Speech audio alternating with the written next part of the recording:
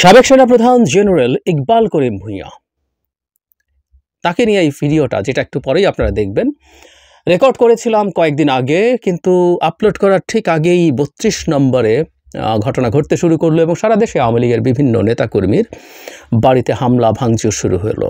তো সেই প্রেক্ষাপটে অনেকগুলো দিক অ্যানালাইজ করতে গিয়ে এই ভিডিওটা আর আপলোড করা হয়ে ওঠেনি।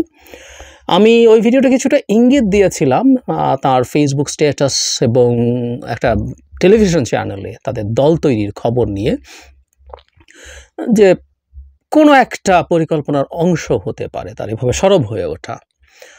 তো যাই হোক, এরপর যেহেতু ঘটনাটা ঘটলো, আমি ছোটো ইন্ট্রোটা দিলাম যে এই কয়েকদিন যা ঘটলো বা সামনে আরও কোনো অস্থিরতার ঘটনা যদি ঘটে, তাকে এই ভিডিওর প্রেক্ষাপটের সাথে মিলিয়ে আমরা চাইলে পড়তেও পারি। আমি খুব কনফিডেন্টলি বলছি না, কিন্তু সেই চেষ্টা কেউ করতেও পারেন বলে আমি বিশ্বাস করি।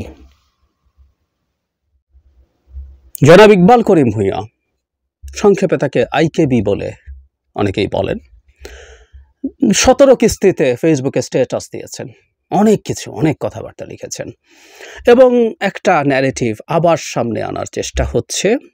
সেটা হচ্ছে এটা বিপ্লব ছিল এবং বিপ্লবটা ব্যর্থ হয়েছে। কেন ব্যর্থ হয়েছে? শোনা কথা, এই কথাগুলো আমরা আগে শুনেছি, ইটস জাস্ট অ্যান একো, কিন্তু একজন রিটায়ার্ড মিলিটারি চিফ, তার মুখে এই কথার গুরুত্ব আছে। এবং আমি পরে দেখলাম গতকাল বা পরশুই একটা টিভি চ্যানেলের নিউজে যে তারা বলছেন 5 জন সাবেক সেনা কর্মকর্তা একটা রাজনৈতিক দল তৈরি করতে যাচ্ছেন, তার মধ্যে তার নাম আছে এবং আরেকজন লেফটেন্যান্ট জেনারেল সোহরাওয়ার্দী, যাকে আমরা চিনি, আরও কয়েকজনের নাম হয়েছে, আমি সবাইকে ঠিক চিনতে পারি, কিন্তু জনাব ইকবাল করিম ভূঁইয়ার কথা আছে। একটা খুব মজার টুইস্ট আছে, আমার শোনার পর মনে পড়লো একটু, আমি খুঁজে পেলামও। মানে আওয়ামী লীগের অত্যন্ত বড় বেনিফিশিয়ারি, উনি চিফ ছিলেন শুধু সেটা না, আমি ওই প্রমাণটা দেব যে উনি কত বড় বেনিফিশিয়ারি ছিলেন। তিনি এখন বিপ্লবের কথা বলছেন সো কল্ড, এবং সরকারের বিরুদ্ধে, মানে আওয়ামী লীগের বিরুদ্ধে অনেক কিছু করেছেন বলে বলছেন। 17 কিস্তি, এটা মানব জমিন একসাথে করে একটা নিউজ করেছে, ওখান থেকে একেবারে খুব মন দিয়ে খুঁটিয়ে খুঁটিয়ে পড়েছি। উনি প্রথম দিকের কিস্তিগুলোতে বাংলাদেশে বিভিন্ন সময়ে সামরিক অভ্যুত্থান কী কী ঘটেছে, কিভাবে ঘটেছে, প্রত্যেকটা ধরে ধরে ধরে ধরে তিনি সেগুলো নিয়ে কথা বলেছেন। এর মধ্যে প্রচুর ডিবেটের জায়গা আছে, আমি সেই ডিবেটের জায়গায় যাচ্ছি না, প্রয়োজনও নেই, কিন্তু উনি যেতে যেতে ওনার এক ধরনের পয়েন্ট অফ ভিউ। তবে একটা ইন্টারেস্টিং জায়গা আমার হঠাৎ মনে পড়লো, সেটা হচ্ছে যখন শেখ মুজিবুর রহমানকে হত্যা করা হলো এবং সেই মেজররা গণভবনে বসে, বঙ্গভবনে বসে বসে দেশ চালাচ্ছেন প্রায় 2 মাস, জিয়াউর রহমান কোনো ব্যবস্থা কেন নেননি, খোঁচা আছে। পরে যে খালেদ মোশাররফ তার অভ্যুত্থান করলেন এবং কি ম্যাচুরিটির কারণে কি হলো না হলো সেগুলো আছে। জিয়াউর রহমানের সময় কি হয়েছে, এরশাদের সময় কি হয়েছে, জিয়াউর রহমানের ক্ষমতা নেওয়ার পরও যে অভ্যুত্থান হয়েছে যে বিমান বাহিনী সহ, সেটার কথা আছে, এরশাদের সময়কার কথা আছে, 96 জেনারেল নাসিম কি করেছেন সেটা আছে, মানে প্রত্যেকটা 1/11 কথা আছে। মানে এই সবগুলো করে তিনি প্রাথমিকভাবে বলার চেষ্টা করছেন যে সেনাপ্রধানরা এক ধরনের স্ট্যাটাস কোর দিকে থাকার চেষ্টা করেন। কেন স্ট্যাটাস কোর দিকে থাকার চেষ্টা করেন বলছেন, সেটা আমরা বুঝতে পারি, নিশ্চয়ই তার একটা নিজস্ব অবস্থান যে ছিল সেটার কারণে। আচ্ছা, এরপর আমি আমি আমি এই রিপোর্টটা মন্তব্যে দিয়ে দেবো, খুবই দীর্ঘ, এটা ওনার ফেসবুকেও পাওয়া যায়, উনি 17 কিস্তিতে লিখেছেন, এখানে একসাথে আছে, সো এটা পড়তে সুবিধা হয়, সেজন্য আমি এখান থেকে পড়েছি। এর আগেও আমি মাঝে মাঝে কেউ একজন দুজন আমার কাছে পাঠিয়েছেন, আমি 1-2 কিস্তি পড়েছিলাম। আচ্ছা, এরপর যেটা হয়েছে সেটা হলো 24 সালে, আমি ওই জায়গাগুলো একটু করতে চাই, সেখানে অনেকগুলো বিশ্লেষণ ওনার হাতে নেই, উনি কতগুলো প্রশ্ন করেছেন, এগুলোর জবাব পাওয়া ছাড়া বিশ্লেষণ ঠিকঠাক মতো হবে না। ওনার কয়েকটা প্রশ্ন আমি একটু পড়ি। পুরো ঘটনাকালে শেখ হাসিনা এবং 3 বাহিনী প্রধানদের মধ্যে বিভিন্ন সময় কী আলোচনা হয়েছিল, বাহিনীর সদর দফতর হতে কী নির্দেশনা পেয়েছিল, মেজর জেনারেল তারিক আহমেদ সিদ্দিকের ভূমিকা কী ছিল, কোনো নির্দেশনা মৌখিক আর কোনটি লিখিতভাবে বিভিন্ন ফরমেশন ও ইউনিটে পৌঁছেছিল, কখন কোথায় কি কনফারেন্স হয়েছে, বিদ্রোহের আগে ও চলাকালে রুলস অফ এনগেজমেন্ট বা লড়াইয়ের নিয়ম কে ছিল, সেনাবাহিনী মোতায়েন করা কিভাবে হয়েছিল, ফিল্ডে নামা সেনাদের ফরমেশন থেকে কোনো নির্দেশনা দিয়েছিল কিনা, কোন ধরনের গোলা বারুদ অস্ত্র, এরকম কখন গুলি চালাতে বলা হয়েছিল, কখন নিষেধ করা হয়েছিল, ইত্যাদি ইত্যাদি। এবং এখানে উনি রাইটলি উল্লেখ করেছেন সেনাবাহিনী কিছু কিছু ক্ষেত্রে কয়েকটা জায়গায় তারা গুলি বর্ষণও করেছে। এরপর তিনি ওনার নিজের বেশ গুণগান গাইলেন। সেটা হচ্ছে, আমরা জানি একটা পর্যায়ে এসে আমরা যখন সবাই প্রোফাইল লাল করছিলাম, তখন তিনি প্রোফাইল লাল করেছিলেন। এই প্রোফাইল লাল করাটা নিয়ে তখন 2 ধরনের মন্তব্য আমি পেয়েছি। কেউ এটাকে খুবই মানে একেবারে স্বতঃস্ফূর্তভাবে প্রশংসা করেছেন, এবং একজন সাবেক সেনাপ্রধান যিনি শেখ হাসিনাকে সার্ভ করেছিলেন, তিনি যখন এটা করেছেন, এটা অনেকের কাছে আশাব্যঞ্জক ছিল, ট্রু, আমার মনে আছে। অ্যাট দ্য সেম টাইম কেউ বলছিলেন তার প্রতি এক ধরনের স্কেপটিক, যে তিনি কাউকে দিয়ে আদিষ্ট হয়ে এখন হঠাৎ করে এই মুভমেন্টের একজন হতে চাইছেন।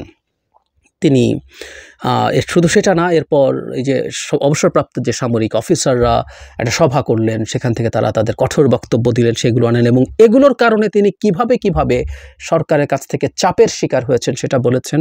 এবং শুধু সেটা না, শেখ হাসিনা তাকে ব্যক্তিগতভাবে অনেক মেসেজ পাঠাতো ওই সময়কার মুভমেন্ট নিয়ে, এগুলো উল্লেখ করেছেন তিনি। মানে তাকে শেখ হাসিনা কতটা ম্যানেজ করতে চেয়েছিল, মানে উনি কতটা গুরুত্বপূর্ণ ফ্যাক্টর, উনি সেটা দেখানোর চেষ্টা করছেন। সপ্তদশ অংশ, শেষ অংশটা আমি একটু পড়তে চাই। শেষ দৃশ্যটা ঘটে সেনা সদরে, যেখানে সেনাপ্রধান এবং নৌ বিমান বাহিনী প্রধানরা মেজর জেনারেল ফজলে এলাহি আকবর বিএনপি ও ডিজিএফআইয়ের মেজর জেনারেল হামিদের মাধ্যমে 5টি রাজনৈতিক দল ও আইন শিক্ষক আসিফ নজরুলকে ডেকে পাঠান। এটি ছিল একটি বিতর্কিত পদক্ষেপ, যেখানে বিজয়ীদের কাছে যাবার কথা, সেখানে উল্টো বিজয়ীরা বিজিতের কাছে রিপোর্ট করে। শোনা যায় সেখানে রাজনীতিবিদরা ও আসিফ নজরুল সেনাপ্রধানকে রাষ্ট্রপতি ও সংবিধান বহাল রেখে আগে তত্ত্বাবধায়কের আদলে অন্তর্বর্তী সরকারের অধীনে দেশ চালানোর পরামর্শ দেন। পরে জনসম্মুখে শেখ হাসিনার পদত্যাগ ঘোষণা করেন এবং একটি অন্তর্বর্তীকালীন সরকারের ঘোষণা দেন। এরপর বঙ্গভবনে, যেখানে ছাত্রনেতারাও উপস্থিত ছিলেন, ডক্টর ইউনূসকে তত্ত্বাবধায়ক সরকারের প্রধান হিসেবে ঠিক করা হয়। যে বিপ্লব জোরালোভাবে শুরু হয়েছিল তা শেষ পর্যন্ত একটি অকাল সিজার, মানে কোটানকোটের মতো জটিল কৌশলের মাধ্যমে অনেকটাই মিইয়ে যায়। কিছু ক্ষমতাবান লোক মূল নাটের গুরু হিসেবে থেকে যান।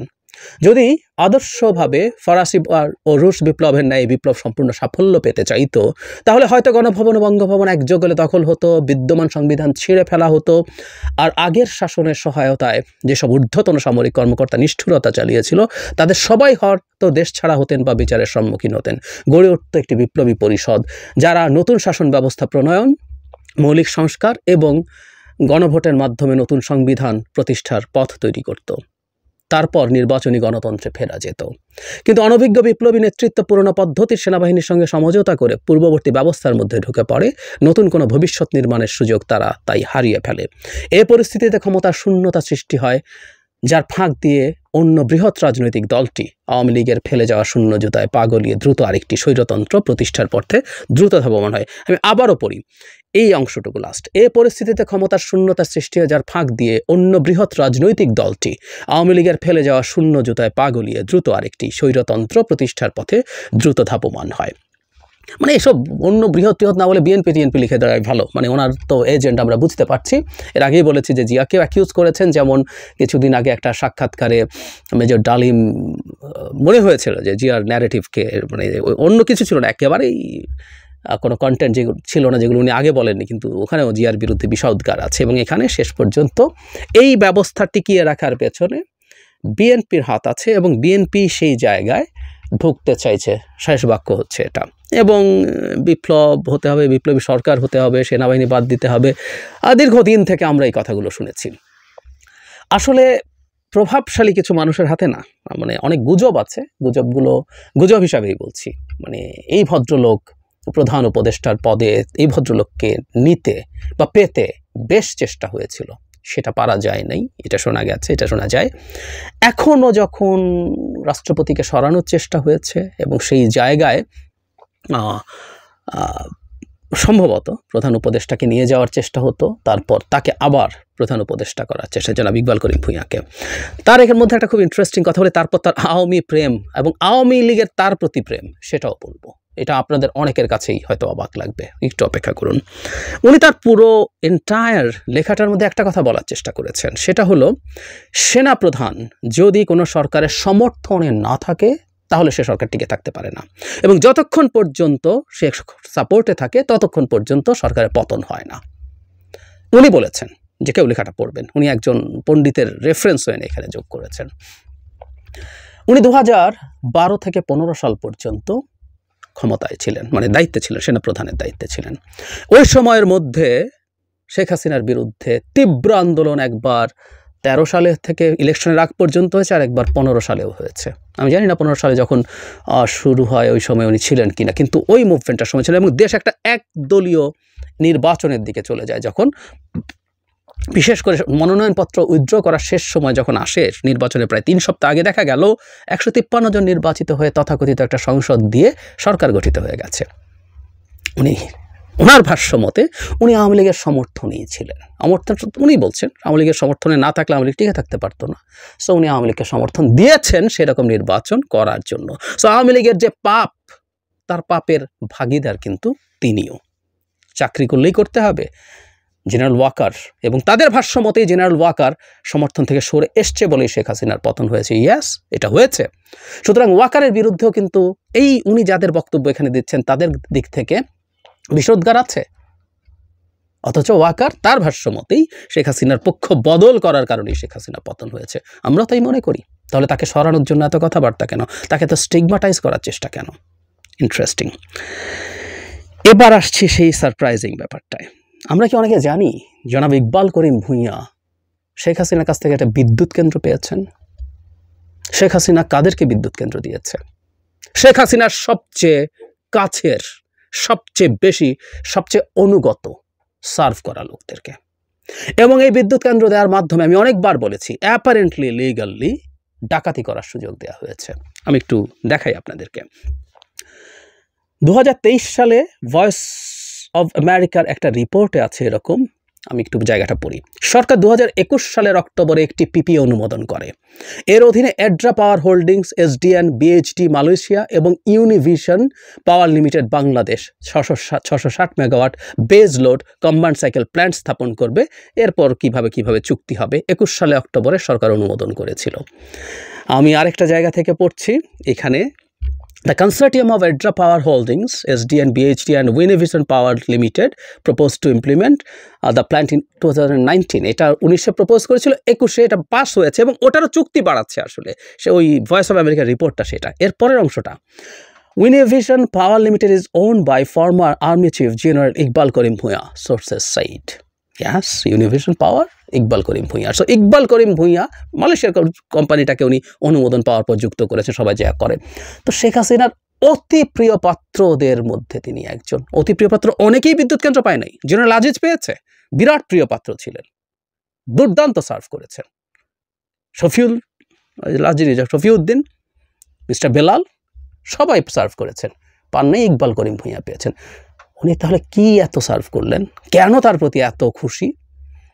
খালি শেখ হাসিনা খুশি, নাকি শেখ হাসিনাকে যারা ক্ষমতায় রেখেছিল, যে দেশ ক্ষমতায় রেখেছিল, তারাও তার উপরে খুশি আছে? এসব প্রশ্ন আছে আসলে, কিন্তু এই প্রশ্নটা তো জবাব আমাদের লাগবে। তিনি বিদ্যুৎ কেন্দ্র কেন পেয়েছিলেন শেখ হাসিনার কাছ থেকে? সেই বিদ্যুৎ কেন্দ্রের এখন কি অবস্থা? শেখ হাসিনার প্রিভিলেজ নেওয়া এবং বাংলাদেশ লুটপাটের অন্যতম প্রধান খাত হচ্ছে বিদ্যুৎ কেন্দ্র, যেখানে ইনডেমনিটি দিয়ে বিদ্যুৎ কেন্দ্র বিলি করা হয়েছিল তাকে যারা সার্ভ করে ডাকাতি করার জন্য, অ্যাপারেন্টলি উইদিন লিগ্যাল ফ্রেমওয়ার্ক। সেই মানুষটা এখন আমাদেরকে বিপ্লব শিক্ষা দিচ্ছেন এবং সেই পুরনো একটা অস্থিরতা তৈরি করা। তবে হ্যাঁ, তার রাজনৈতিক দলকে যদি রাজনৈতিক দল হিসেবে অপারেট করতে চায় আমরা ওয়েলকাম করব। অবশ্যই তাদের অধিকার আছে, 5 জেনারেল না 100 জেনারেল মিলে দল করুন। কিন্তু ঘুরে ফিরে বাংলাদেশে এ ধরনের প্রচেষ্টা যখন হয়, যখন তার এই ধরনের লেখার সাথে থাকে, নানা রকম গুজব থাকে। বাংলাদেশের ডেমোক্রেটিক ট্রান্সফরমেশনের আগে এই গুজবগুলো থাকবে, আসলে কিছু করার নেই। সুতরাং এই ব্যাপারে আমাদের খুব সতর্ক দৃষ্টি রাখা দরকার। আরেকটা কথা, বটম লাইন, জনাব ইকবাল করিম ভূঁইয়াকে তার বিদ্যুৎ কেন্দ্রের বিস্তারিত অনেক 17 কিস্তিতে লিখেছেন না? কেন উনি বিদ্যুৎ কেন্দ্র পেলেন, সেই বিদ্যুৎ কেন্দ্র থেকে কি প্রফিট হয়েছে তার হিসাব, এবং এখন কি অবস্থায় আছে, সব কিছু জনসংখ্যাকে লেখা উচিত বলে আমি মনে করি। অ্যাটলিস্ট উনি এখন রাজনৈতিক দল তৈরি করতে যাচ্ছেন, উনি এখন নসিহত করছেন আমাদেরকে বিপ্লব নিয়ে। আর বহুবার বলেছি, ঘাট ধরে বিপ্লব বানানোর চেষ্টা এই গণঅভ্যুত্থানকে, আমাদের এই গণঅভ্যুত্থানের সুফল নেওয়া নষ্ট করেছে। এই গল্প বহু জায়গায় ছিল, একদম হুবহু একই রকম টোন। কারা কারা বলে আমরা খুব ভালো মতো জানি, উনি তাদেরই সাথেকার মানুষ, আমরা বুঝতে পারি। আবারও একটা চেষ্টা হবে, we have to be careful.